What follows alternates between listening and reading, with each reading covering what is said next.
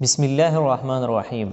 اگر آپ موبائل کے ذریعے کاروبار کرتے ہو، آن لائن بزنس کرتے ہو، تو آپ کو چند ضروری باتیں بتاؤں گا جس کی وجہ سے آپ کا کاروبار جائز ہو سکتا ہے۔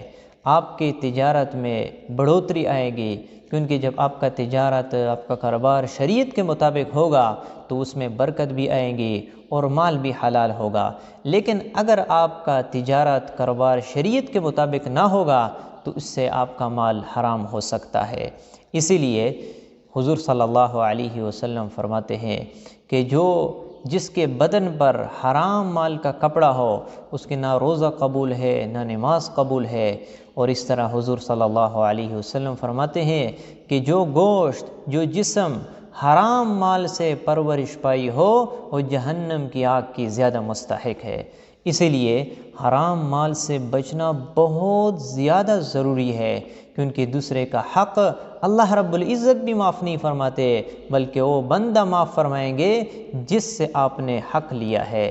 اسی لیے اپنے رزق کو حلال بناؤ، آن لائن کاروبار کر لو، موبائل کے ذریعے کاروبار کر لو۔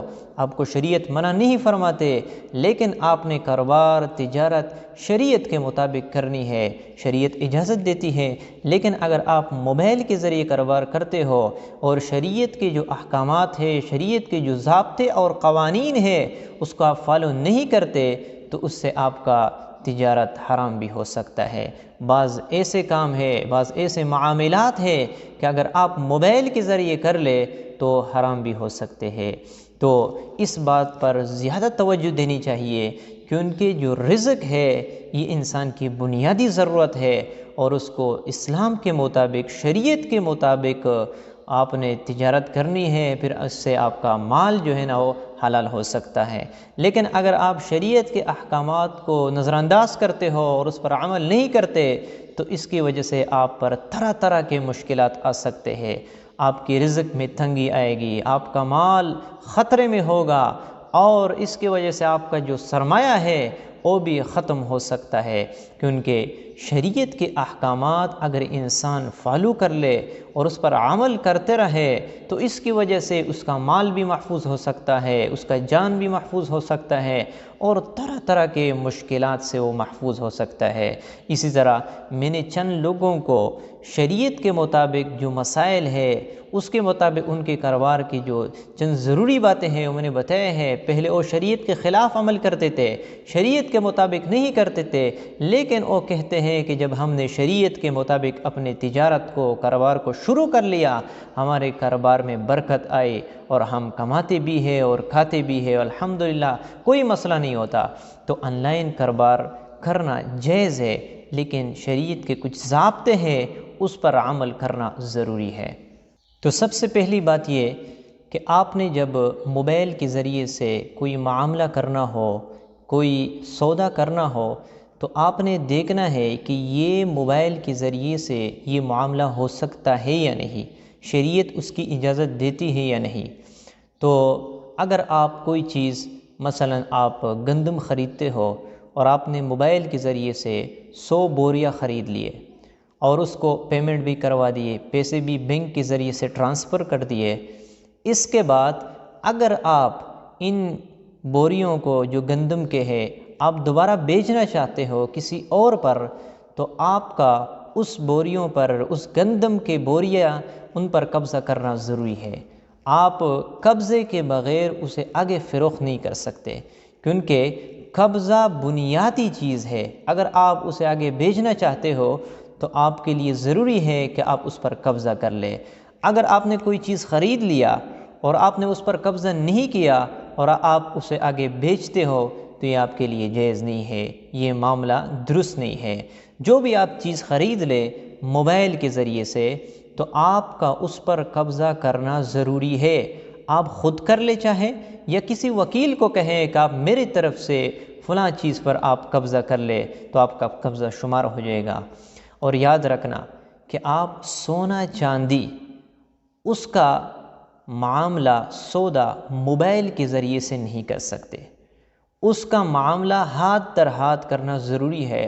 آپ جس سے اگر سونا خریدنا چاہتے ہو تو آپ کو چاہیے کہ آپ ان کے پاس جائے اور اس سے ہاتھ در ہاتھ معاملہ کر لے۔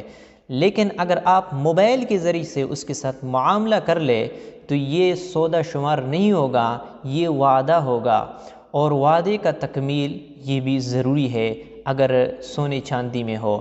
جب آپ اس کے ساتھ وعدہ کر لے تو آپ کے لیے ضروری ہے کہ اس کے پاس جائے اور جتنا بھی سونا آپ نے اس سے خریدا ہے آپ اس سے خرید لے، پیسے دے دے، پھر آپ دوبارہ اس کو آگے بیچ سکتے ہو۔ یعنی آپ کا ان کے پاس جانا سونا چاندی میں، ان کے پاس جانا اور اس سے خریدنا، یعنی پیسے دے کر اور سونا لے کر اس کو آپ دوبارہ جو ہے نا بیچ سکتے ہیں۔ اسی طرح سونا چاندی کے علاوہ باقی جتنے بھی معاملات ہیں آپ موبائل کے ذریعے کر سکتے ہو، لیکن اس میں بنیادی شرط یہ ہے کہ آپ جو ہے نا اس پر قبضہ کر لے، اور قبضہ کر کے آپ دوبارہ جو ہے نا اس کو بیچ سکتے ہو۔ قبضہ آپ خود بھی کر سکتے ہیں اور قبضہ آپ وکیل کے ذریعے سے بھی آپ کر سکتے ہو۔ تو یہ بنیادی چیز جو میں نے بتا دی وہ ہے قبضہ، کہ آپ نے قبضہ ضرور کرنا ہے، جو بھی آپ معاملہ کر لے اس پر آپ نے قبضہ کرنا ہے اور پھر اس کے بعد آگے بیچ سکتے ہو۔